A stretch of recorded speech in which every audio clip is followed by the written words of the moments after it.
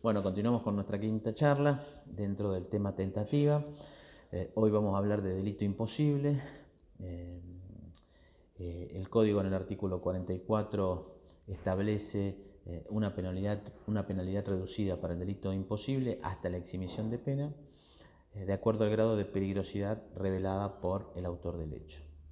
Nuestro problema entonces va a ser definir qué es el delito imposible, qué significa esta palabra, porque cualquier definición que nosotros hagamos o que haga la doctrina en general tiene que estar dotada de un contenido propio de la Constitución Nacional.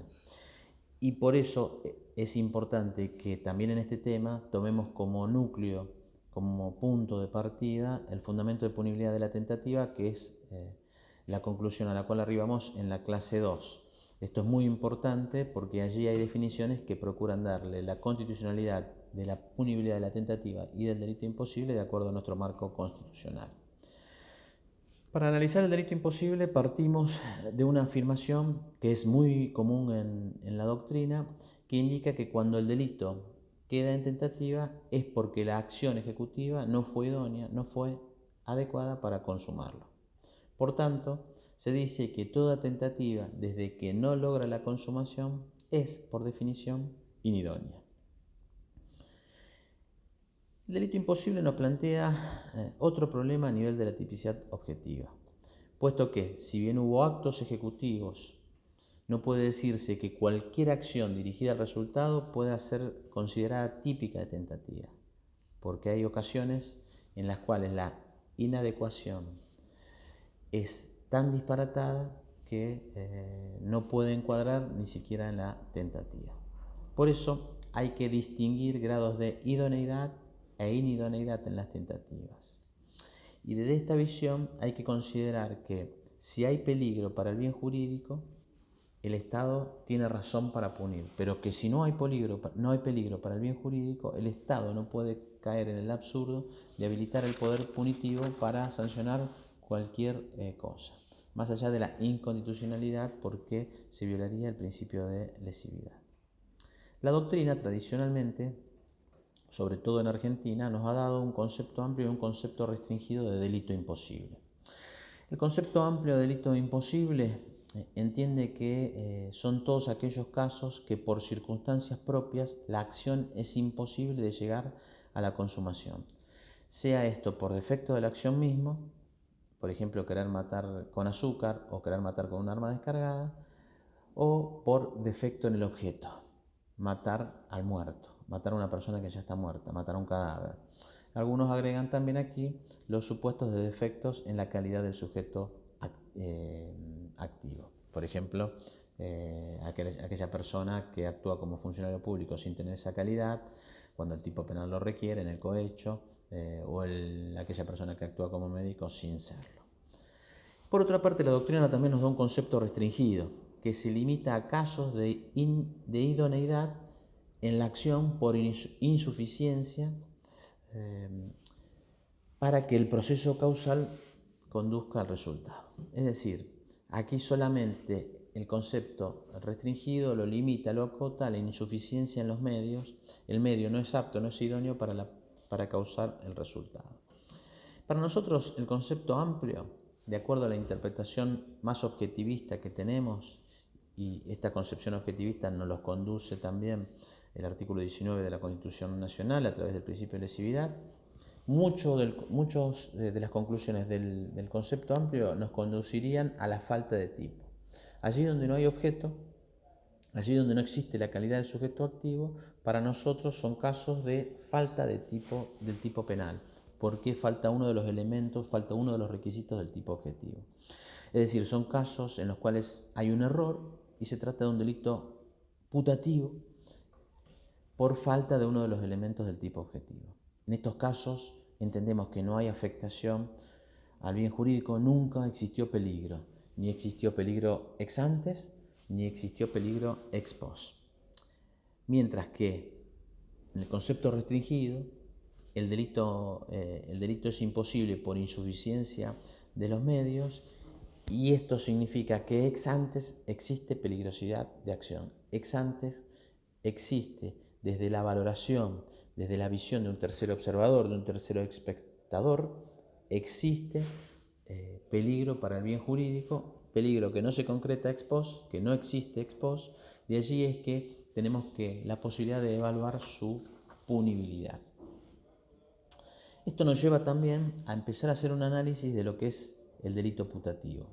Es decir, un poco para ir despejando nuestro camino, el delito putativo se trata de todos aquellos casos en los cuales el sujeto realiza la conducta en la creencia de que constituye un delito, cuando en realidad la conducta es una conducta lícita. Se trata de casos en los cuales el delito solamente existe en la imaginación del autor. Por eso la doctrina habla de que se trata de un error de prohibición al revés. La conducta es una conducta impune, no hay delito, por ejemplo, en el adulterio, en el delito de desacato, en mantener o creer que el mantener relaciones homosexuales es delito, o el incesto, etc. Entonces, la separación, como vemos, entre delito imposible y delito putativo aparece bastante simple. Sin embargo, Roxin trabaja puntillosamente el tema con casos que define como indiscutidos, pero casos que también pueden ser observados como polémicos. Quizás no tanto desde la visión del derecho argentino, pero sí para la visión del derecho alemán. En los casos indiscutidos dice que los supuestos de error de hecho no son delito putativo. Aquí para nosotros entendemos que sí. Y los casos que sí son delito putativo, y aquí hay coincidencia plena, son los casos en la creencia errónea de un tipo penal inexistente, el desconocimiento de una causa de justificación o de otros eximentes, y la ampliación excesiva de los conceptos del tipo penal, en los cuales sí concluye que son delito putativo. Así, y despejado el camino de lo que es delito imposible, delito putativo, llegamos, por tanto, a una interpretación primaria del delito imposible que tiene que ser concordante con el artículo 19 de la Constitución Nacional, entendiendo la existencia de peligro para el bien jurídico a través de la visión de un tercero observador, que tiene una visión ex antes que nos determina la existencia de peligro de acción. Este tercero va a tener los conocimientos del autor y conocimientos nomológicos, es decir, conocimientos que hacen a las leyes naturales. En el delito imposible, a diferencia de la tentativa, existe solamente peligro de acción, mientras que en la tentativa además existe peligro de resultado, es decir, una valoración de peligro ex post. La punición de los casos de delito en los cuales delito putativo en los cuales no existe peligro de acción solamente es posible a partir de la teoría subjetiva y de la teoría de la impresión, que es la que se entiende como vigente para fundar la punibilidad de la tentativa en Alemania y que engloba algunos casos que para nosotros no son delito.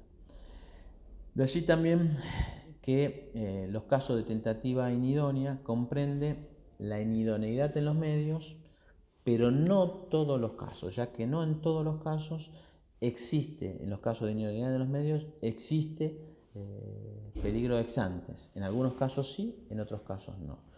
Por ejemplo, en los casos de las llamadas tentativas burdas, tentativas toscas, tentativas irreal y tentativas supersticiosas, según lo que vamos a ver, hay una idoneidad en los medios, pero no existe ni siquiera peligro ex ante, por eso no lo englobamos dentro de los casos de delito imposible. Así, vamos a establecer una definición de delito imposible diciendo que son todos aquellos supuestos en los cuales el sujeto se propone realizar un delito determinado, concibiendo su plan y los medios que son adecuados, es decir, con aptitud inicial para provocar peligro al bien jurídico, pero que en el caso concreto, por falta de verificación o comprobación de los medios predispuestos, o por haber sido advertida la maniobra ex antes, estos nunca fueron adecuados para poner en peligro al bien jurídico. Peligro ex antes y no hay peligro ex post. El plan, matar a otro, los medios, un arma de fuego, no generan ex antes peligrosidad de acción. La falta de verificación de esos medios, el arma que está trabada, el arma que fue descargada por un tercero en la etapa de preparación, nos muestran de que no existe peligro concreto en el momento de la realización del hecho. Por eso no son circunstancias ajenas a la voluntad del autor. Aquí entendemos que las causas ajenas a la voluntad del autor son intervenciones externas que se dan durante la ejecución del hecho. Es decir, que si estas causas ocurren, intervenciones de terceros ocurren durante la etapa de preparación y neutralizan el peligro, aquí vamos a estar hablando desde nuestra visión de delito imposible porque no han tenido aptitud en el momento concreto para llevar a cabo ese peligro que sí existía ex antes. Es decir, los medios seleccionados, los medios elegidos inicialmente son aptos, son idóneos para afectar el bien jurídico, pero la falta de revisión o verificación por parte del sujeto activo o la circunstancia de que la maniobra fue advertida por un tercero, todo esto en la etapa de preparación, hacen de que al momento del hecho no exista peligrosidad de resultado. Un problema va a ser el dolo. Para nosotros, conforme ya lo venimos exponiendo, el dolo, tanto en la tentativa como en el delito posible, es el mismo dolo del delito consumado. Sin embargo, aquí hay un menor grado de desarrollo del dolo. A diferencia de lo que es el delito consumado, donde el sujeto persistió hasta llegar a la consumación, a la tentativa, donde el sujeto quedó fragmentado en este mantenimiento de su voluntad, en el delito imposible hay cierta imprudencia, cierta negligencia del sujeto que hace que el dolo tenga un menor grado de desarrollo. A pesar de que esta circunstancia que estamos planteando es discutiva, pensamos de que, y esto surge a partir de la evolución que llevó la teoría ultrasubjetiva, del trabajo del aspecto subjetivo que llevó esta teoría, iniciada por Kauffman y seguida por Strunzen, por Zielinski, entre nosotros inicialmente por Sansinetti, nos demuestra un poco un gran trabajo sobre el aspecto subjetivo al cual podemos llegar a esta conclusión. Así, en el delito imposible vemos el aspecto subjetivo con un menor grado de desarrollo de objetivización, además del aspecto objetivo. De allí es que se necesite o demande esto de menor pena. Los supuestos de las tentativas atípicas, conforme venimos hablando en esta distinción de que no todos aquellos casos en los que existe idoneidad de los medios van a ser delito imposible, ameritan de que hagamos una mención de cuáles son las tentativas atípicas. Aquellas en las cuales el medio es considerado absurdo desde la visión de un tercero observador, con los conocimientos del autor y conocimientos nomológicos, nos lleva a decir que los medios son totalmente inadecuados porque están fuera de las leyes naturales. En consecuencia, nos demuestran que no hay ni peligrosidad de acción ni peligrosidad de resultado. Por tanto, no hay delito, no es punible esta conducta, salvo para la teoría de la impresión y para la teoría subjetiva, aunque esto genera algunas dudas. Sansinetti, por ejemplo, nos dice, siguiendo la teoría subjetiva y ahora la teoría de la impresión, que las tentativas supersticiosas son impunes y se trata de un problema teórico, cómo se funda esa impunidad, pero que no tiene mucha incidencia en la práctica. La otra clasificación son las llamadas tentativas mágicas y tentativas supersticiosas, aquellas en las cuales el medio seleccionado es completamente irracional por estar fuera de las reglas de la física y no admitir verificación científica. Nunca tampoco hay afectación del bien jurídico. Matar a otro con brujería o pinchando un muñequito. Roxin dice que aquí están las aplicaciones de fuerzas naturales y por tanto no son medios naturales para proyectar el resultado.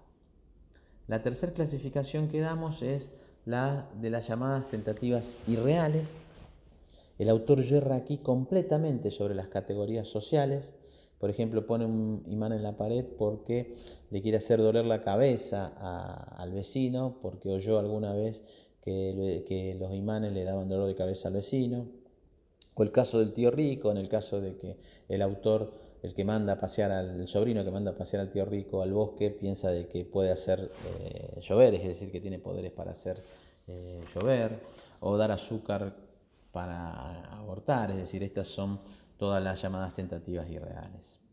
Las tentativas burdas, insensatas, o también conocidas como tentativas toscas, es otra de las clasificaciones, son aquellas en las cuales